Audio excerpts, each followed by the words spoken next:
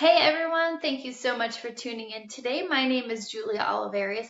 And do you ever get just like a random blemish that pops up and you're just like, ah, crap?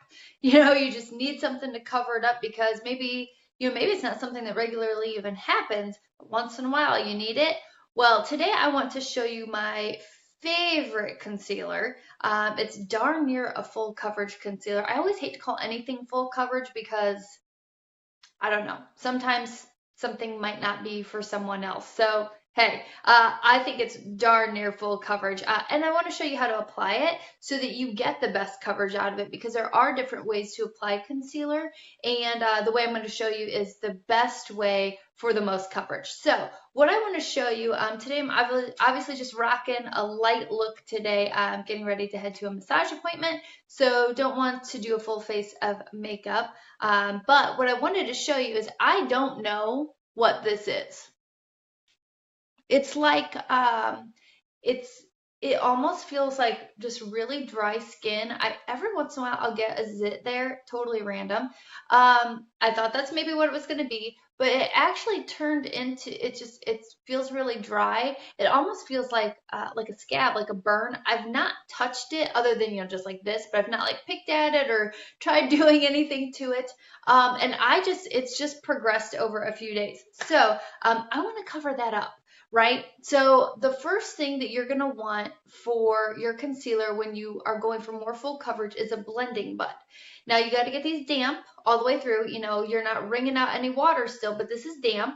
And what that's going to do is it's going to help prevent it from soaking up too much of the product, because otherwise you're going to go through your product too fast and you're going to waste money. So you don't want to do that.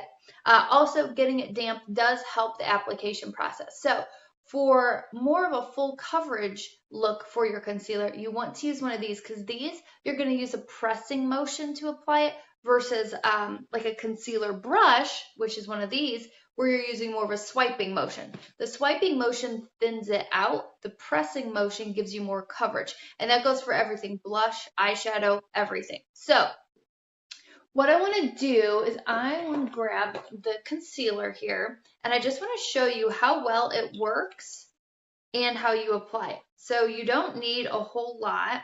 So I'm going to start with just this tiny little bit, and I'm just going to press.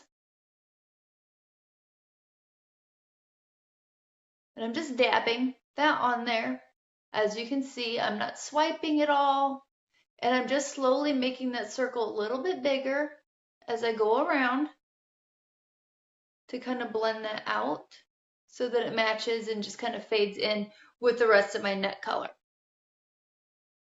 Then what I'm going to do is I'm going to go in with just a smidge lighter here. And I'm going to go right over that one spot, and that's just going to blend it real nice. Very, very little.